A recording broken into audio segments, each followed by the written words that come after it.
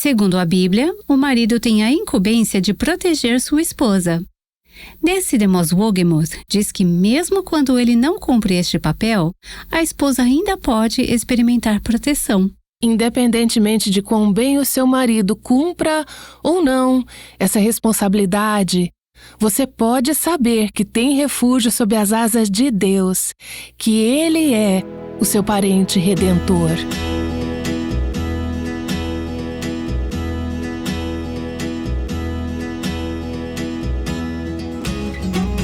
Este é o Aviva Nossos Corações, com Nancy DeMoss Wogemuth, autora de Mentira em que as Mulheres Acreditam e a Verdade que as Liberta, na voz de Renata Santos. Imagine se arrumar, se aproximar de um homem enquanto ele está dormindo e depois deitar aos pés dele. Parece bem estranho pra gente, mas era uma atitude apropriada para uma mulher de Deus na Bíblia. Nancy vai explicar isso neste episódio da série Ruth, o poder transformador do amor redentor. Finalmente chegamos ao capítulo 3 do livro de Ruth. Uma palavra que eu usaria como título para este capítulo é pedido. Chegamos ao ponto em que Ruth faz um pedido a Boaz, que é o seu parente próximo, aquele que está qualificado para agir como seu redentor, o seu Goel. Você se lembra dessa palavra em hebraico? Ela faz o pedido para que ele cumpra esta função e continue a linhagem da família. Ao caminharmos por esse capítulo, você verá que no casamento que se aproxima entre Ruth e Boaz, há uma linda e poderosa imagem do nosso relacionamento com o Senhor Jesus, que é o nosso parente redentor, nosso salvador, nosso Goel, nosso protetor. Depois, vamos ver como nós, como mulheres, cumprimos o papel e as responsabilidades que Deus tem para nós em relação a outros homens e autoridades humanas. Vamos abordar essa passagem de várias maneiras diferentes. Vamos começar no versículo 1, capítulo 3. Noemi, a sogra de Ruth, disse: "Minha filha, não é verdade que eu devo procurar um lar para que você seja feliz?" A frase, que está traduzida como encontrar um lar, deveria ser traduzida como encontrar descanso. Não devo tentar encontrar descanso para você? Se você acompanhou o nosso estudo, deve lembrar que descanso é uma das palavras-chave no livro de Ruth. Noemi tem buscado descanso o tempo todo. Ela é uma mulher inquieta, porque nossos corações realmente são inquietos, como disse um grande cristão, até encontrarem descanso nele. Quando leio esse versículo, me lembro do Evangelho de Mateus, capítulo 11, versículo 28, onde Jesus diz: "Venham a mim, todos vocês que estão cansados e sobrecarregados, e eu os aliviarei." Ruth teve que aprender, Noemi teve que aprender, e nós também precisamos aprender que, no final das contas, o descanso para nossos corações não pode ser encontrado em nenhum marido, em nenhum homem, em nenhum amigo, em nenhum conselheiro, em nenhuma situação, em nenhum trabalho, em nenhum lugar geográfico. No final das contas, o descanso para nossas almas é encontrado no nosso relacionamento com Jesus Cristo. E vamos ver uma linda imagem disso aqui na última parte do livro de Ruth. Ao entrarmos no versículo 2, vamos ver uma cena que pode parecer um pouco estranha para nossos ouvidos modernos, porque vai se basear em uma cultura judaica antiga, com a qual a maioria de nós não está familiarizada. Se as coisas que aconteceram neste capítulo acontecessem hoje, elas poderiam não ser apropriadas, elas estariam fora do que seria certo. Mas, nesse contexto, vão ser absolutamente apropriadas. Noemi está planejando que Ruth peça a Boaz para agir por elas como um Goel, um redentor, para assumir a situação e a perda da família como se fossem suas. Ao fazer isso, Noemi não está sendo uma mulher ardilosa e manipuladora. Ela está cumprindo o que era entendido naquela cultura como a responsabilidade dos pais de fazer arranjos para os casamentos de seus filhos. Eu creio que ela está agindo de maneira apropriada quando diz a Ruth nos versículos 2 a 3: E esse Boaz, na companhia de cujas servas você esteve, não é um dos nossos parentes? Eis que esta noite ele estará limpando cevada na eira. Lave-se, ponha perfume, vista sua melhor roupa e vá até a eira. Ela está dizendo a Ruth que ela deve se preparar como uma noiva se prepara para o casamento, acreditando que Deus trouxe um homem que pode agir como um redentor para a situação familiar que elas perderam. Noemi tem fé para crer que Deus vai trazer esse homem para ser um marido. Novamente, não em um sentido altamente romantizado, eu não acho, mas em um sentido de cumprir o plano e os propósitos de Deus para essa família. E Ruth dá esse passo de obediência, esse passo de fé. Certamente foi isso. E, assim como fez em todos os momentos até aqui, ela faz o que é necessário. Ela dá o próximo passo. Ela é fiel à direção que recebeu, mesmo sem ver ou compreender qual será o resultado. Continuamos no versículo 3. Vá até a eira, mas não deixe que ele perceba que você está ali, até que ele tenha acabado de comer e beber. Quando ele for dormir, repare bem o lugar onde ele vai se deitar. Então vá, descubra os pés dele e deite-se ali. Ele lhe dirá o que você deve fazer. Ruth respondeu: Vou fazer tudo isso que a senhora está me dizendo. Então Ruth foi para a eira e fez, conforme tudo que a sua sogra lhe havia ordenado. Quando você é uma mulher que confia em Deus, como vimos que Ruth fez, ela havia encontrado refúgio sob as asas de Deus, você pode confiar que Deus trabalha por meio das autoridades humanas e do conselho que Ele traz à sua vida. Você não precisa resolver tudo sozinha, mas pode ter confiança de que Deus está conduzindo e agindo em suas circunstâncias. Versículo 7. Quando Boaz terminou de comer e beber, e estava já de coração um tanto alegre, foi deitar-se ao pé de um monte de cereais. Então Ruth chegou de mansinho, descobriu os pés dele e se deitou. Quando ela se deita aos pés dele, isso é uma imagem de humildade. Ela não vem como alguém que tem direitos, não como alguém que está no controle dessa situação, mas como uma mulher que diz: sou uma viúva, pobre e necessitada, e Deus levantou você para ser o nosso parente redentor. Ela vem para deixar claro que Ele está em uma posição de atender à sua necessidade, mas ela se apresenta como alguém que pede, alguém que apela, e não como alguém que dá instruções ou direções. Isso não é o caso de uma mulher iniciando um relacionamento, iniciando um casamento. É um caso de uma mulher respondendo à iniciativa que Deus tomou para prover suas necessidades como viúva, naquela cultura específica. Versículo 8. Aconteceu que no meio da noite o homem se assustou e sentou-se, e eis que uma mulher estava deitada aos seus pés. Boaz perguntou: Quem é você? E ela respondeu: Sou Ruth, a sua serva. Novamente, vemos aqui o coração humilde. Estenda a sua capa sobre esta sua serva, porque o Senhor é um Goel, um resgatador.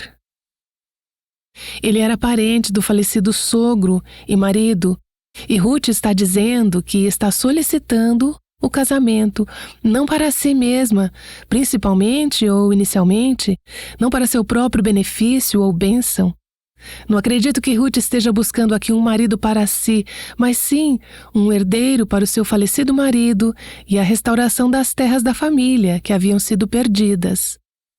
Não há nada impróprio nisso. Ela simplesmente está invocando a lei do Goel, que era a provisão de Deus para os israelitas necessitados, e está pedindo que Boaz cumpra isso em seu nome. Ela está realmente apenas cumprindo o seu dever, que é ajudar a manter a linhagem da família intacta.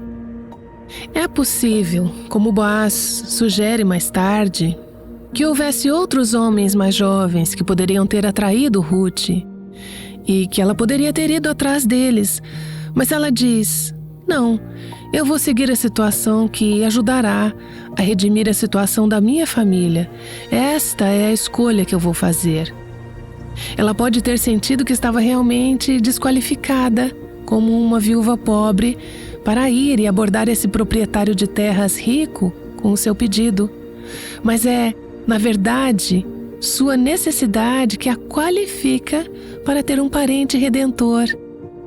E é a nossa necessidade que nos qualifica para ir até Jesus e dizer: tu irás redimir a minha vida? Irás me redimir da destruição? Irás redimir minha situação? Satanás nos tenta a pensar que, se falharmos e cometermos erros, como todas nós já fizemos, não somos dignas de nos aproximar dele. Mas somos dignas de nos aproximar do Senhor para que Ele seja o nosso Redentor. Mas esse é o ponto. É a nossa indignidade que nos torna candidatas à sua graça e à sua provisão como nosso Redentor. Voltamos ao versículo 9 e ouvimos o seu pedido. Ela diz a Boaz: sou Ruth, a sua serva. Estenda a sua capa sobre essa sua serva, porque o Senhor é um Redentor. O que Ruth está pedindo a Boaz para fazer por ela é uma imagem do que Deus faz por nós quando Ele nos redime. Ela está dizendo: quero estar sob a sua proteção, sob o seu amparo e deixar que você assuma toda a confusão da nossa família, toda a nossa situação como sua responsabilidade. Esta era a responsabilidade de um parente redentor. Quando nos aproximamos de Deus como pecadoras necessitadas, quando chegamos a Cristo neste estado, estamos, na verdade, dizendo a Ele: eu me coloco sob a sua proteção, eu permito que estenda as suas asas, seu manto sobre mim e tomes para si toda a minha vida, confusa, pecaminosa, quebrada e depravada, como tua. Estamos vindo a Ele, nos aproximando dEle, pedindo a Ele, porque Ele nos disse que devemos pedir a Ele que assuma nossa pobreza, nossas perdas e a nossa necessidade como sua responsabilidade. Mas precisamos estar dispostas a deixar que Ele seja responsável e não tentar continuar gerenciando tudo sozinhas. Quando Ruth pediu a Boaz para espalhar a sua capa sobre ela, lembrei-me da passagem em Ezequiel, capítulo 16, versículo 8, onde temos uma parábola de Deus tomando Israel como sua noiva. Deus diz: estendi sobre você as abas do meu manto e cobri a sua nudez. Fiz um juramento e entrei em aliança com você, diz o Senhor Deus, e você passou a ser minha. É disso que se trata a salvação. É disso que se trata viver como uma pessoa salva. É viver sob a cobertura de Deus, sob sua proteção, sob a cobertura das asas de Deus e do sangue de Jesus Cristo e de seu nome. É dizer: não sou mais minha, estou entregando a mim mesma, minha vida, toda a minha situação a ti. O Senhor expressou o seu desejo de ter uma aliança comigo, de assumir minha responsabilidade, e eu vou deixar que faças isso. Assim, Ruth esteve no campo da graça. Ela vem até Boaz agora, que vai agir como seu parente redentor, e ela nos mostra o que acontece quando chegamos ao Senhor Jesus e oramos a Ele, como eu fiz muitas vezes ao longo dos anos, tendo chegado a Ele inicialmente na salvação, mas agora percebendo minha necessidade diária de sua cobertura e de sua proteção. Eu digo: Senhor, cobre minha cabeça em defesa com a sombra da tua asa. Espalha a tua capa sobre mim. Me receba hoje, neste momento, como tua.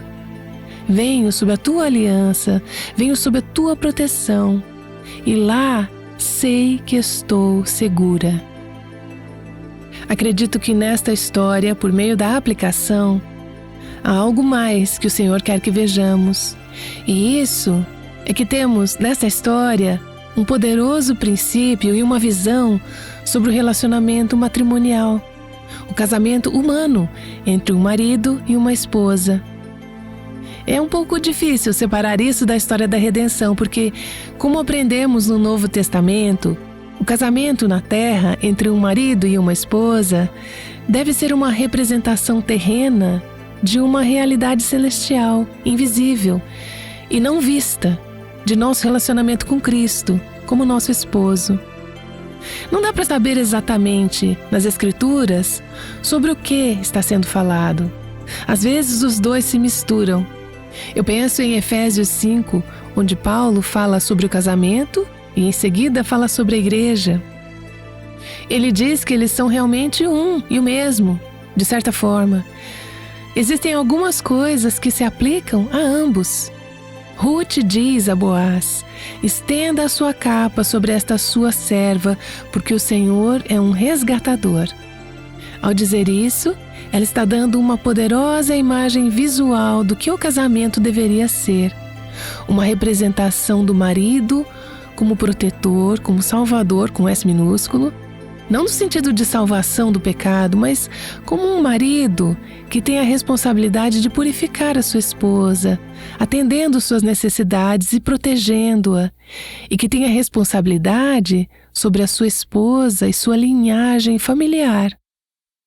Mas para que o marido possa cumprir a sua responsabilidade, a esposa precisa estar disposta a deixar que ele a cubra.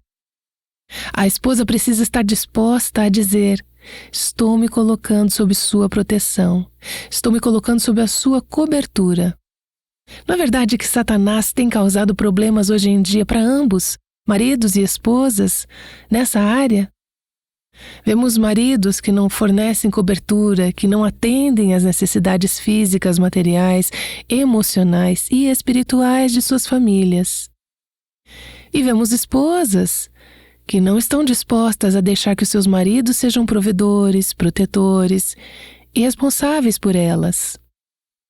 Não adianta lançar pedras, não adianta dizer: bem, se os homens fossem melhores líderes, teríamos uma postura melhor. O padrão das Escrituras é que cada uma de nós, diante de Deus, deve assumir a responsabilidade pessoal por sua própria vida, por seu próprio chamado, por suas próprias escolhas. Algumas aqui são casadas, algumas nunca foram casadas e algumas já foram casadas anteriormente. Portanto, o que eu vou dizer se aplica de maneira um pouco diferente dependendo da sua situação de vida. Acho importante para algumas de vocês, mulheres mais jovens que nunca foram casadas, entender que, quando vocês se casarem, estarão se colocando sob a proteção e cobertura de seu marido. Estarão se colocando sob a cobertura da sua autoridade, de sua provisão, de sua liderança. E isso é uma bênção.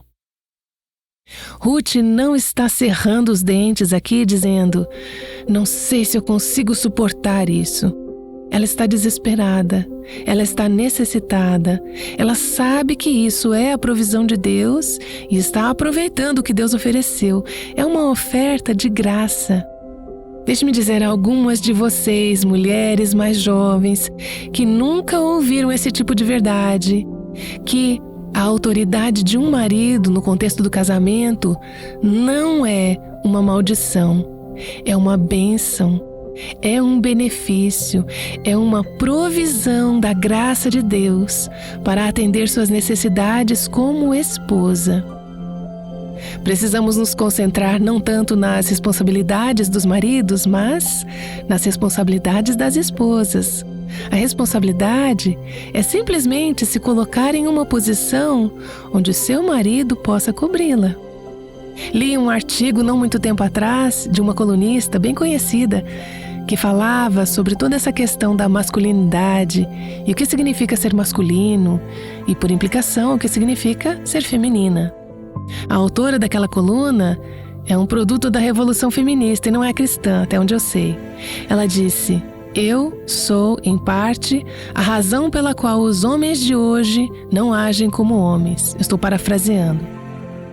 Ela disse: eu fui uma das mulheres que, há uma geração atrás, quando entrava em uma sala e um homem se levantava e me oferecia seu lugar ou queria abrir a porta, eu basicamente batia a porta na cara dele e provava minha independência dizendo: eu não preciso da sua ajuda, eu não preciso do seu lugar, eu não preciso que você abra a porta para mim. Já ouvimos falar sobre esse tipo de resposta e ela está dizendo: eu sou uma das razões pelas quais os homens de hoje são tão relutantes e assustados para serem homens. O que ela estava dizendo, de certa forma, não sei se ela conhece esse princípio bíblico, é: eu não estava disposta como mulher a me colocar em uma posição de ser protegida. Eu não estava disposta a me colocar em uma posição de ser coberta. Existem algumas maneiras como mulheres, seja casadas ou solteiras, de permitir que os homens sejam homens, como discutimos em um episódio anterior. Mas em nenhum lugar isso é mais importante do que no relacionamento de casamento. Quando chegamos ao Novo Testamento, em 1 Coríntios 11, o apóstolo Paulo fala sobre essa questão dos véus para mulheres e como as mulheres na adoração pública deveriam ter um sinal de estar sob autoridade, que estavam em ordem, que estavam em seu lugar. Teólogos debateram, e não vamos entrar nessa questão hoje, se isso significa que as mulheres devem usar um véu literal. Mas uma coisa sabemos: precisamos da cobertura espiritual e proteção que Deus nos fornece por meio da autoridade. Autoridade não é uma palavra suja. Submissão não é uma palavra suja. Autoridade é uma palavra de bênção. Jesus disse em Mateus 28:18: toda a autoridade me foi dada no céu e na terra. A mensagem é: porque eu tenho autoridade, eu vou cuidar de vocês, eu vou atender às suas necessidades. Eu reconheço que não há marido humano que seja exatamente como Jesus. E há muitos maridos humanos, talvez você tenha sido casada com um ou esteja casada com um, que não cumprem o papel que Deus lhes deu como maridos. Há homens que não provêm, não lideram, não oferecem cobertura e proteção. Deixe-me lhe dizer isso. Se você se colocar em uma posição onde acolhe a liderança, onde acolhe a autoridade, onde diz: estou disposta a me submeter à sua provisão, à sua proteção, à sua liderança. Então, se o seu marido não lhe proporcionar isso, você pode ter certeza de que Deus fará isso por você. Temos viúvas e mulheres solteiras nos ouvindo. Quem deve prover para essas mulheres? É Deus.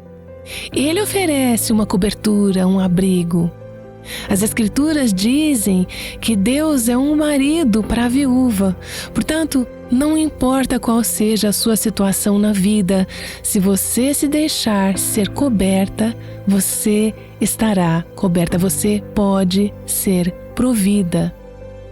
Concordo que a situação fica muito difícil em um casamento onde ainda há um marido vivo que não está cumprindo essa responsabilidade. Mulheres, é tão importante que vocês não concentrem sua atenção em como seu marido precisa se arrepender.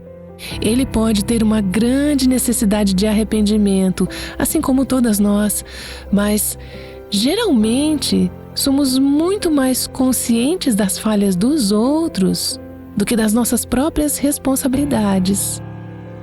O chamado de Deus para nós é dizer: qual é a minha responsabilidade? Você criou em seu casamento um clima e um ambiente onde seu marido sente liberdade, motivação e desejo, por causa do seu coração, para fornecer essa liderança e essa proteção para você? Se você nunca se aproximou dele nessa posição de precisar da cobertura e proteção dele, expressando isso a ele, pode não saber se ele faria ou não. Se você tende a assumir o controle, a liderar e a agir de forma independente no casamento, pode estar partindo do pressuposto de que o seu marido nunca lhe ofereceria essa proteção. Mas você só saberá ao colocá-lo em uma posição que permita a Deus agir em seu coração, dando-lhe a chance de cumprir o seu papel, independentemente de ele escolher fazê-lo ou não. Os melhores maridos farão isso de maneira inadequada, assim como as melhores esposas também serão inadequadas e não estarão sempre à altura de tudo que Deus quer que uma mulher seja. Mas, independentemente de quão bem o seu marido cumpra ou não essa responsabilidade, você pode saber que tem refúgio sob as asas de Deus, que Ele é o seu Goel. Ele é o seu parente redentor. Eu me vi muitas vezes ao longo dos anos indo ao Senhor e dizendo: Senhor, eu sou tua serva, estou aqui novamente. Podes espalhar a borda da tua capa sobre mim, podes me cobrir, pode cobrir a minha situação. Eu não quero viver essa vida sem ti, eu preciso de ti, eu preciso da tua autoridade, eu me submeto a ela, eu preciso da tua proteção, eu a recebo. Eu recebo a tua provisão de graça para a minha vida e tudo isso eu posso pedir com ousadia porque tu és o meu parente redentor.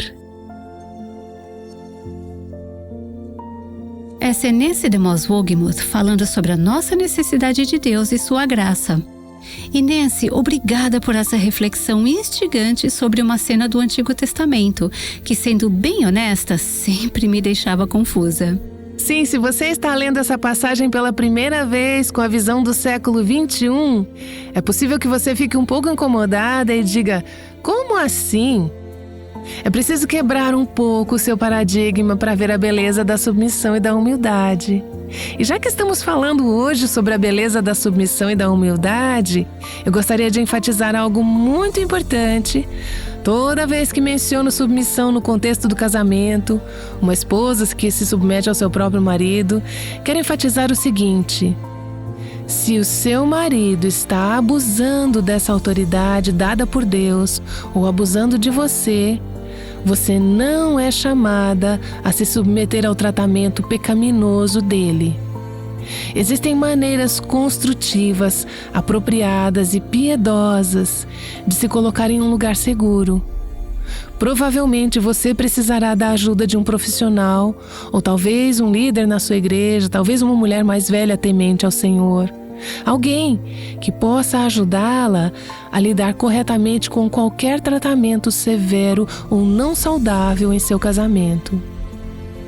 Deixe-me deixar bem claro: submissão no casamento não significa dizer, pode me bater, eu vou me submeter a isso. Não. Esse não é o plano de Deus. Como vimos hoje, essa não era a situação entre Boaz e Ruth.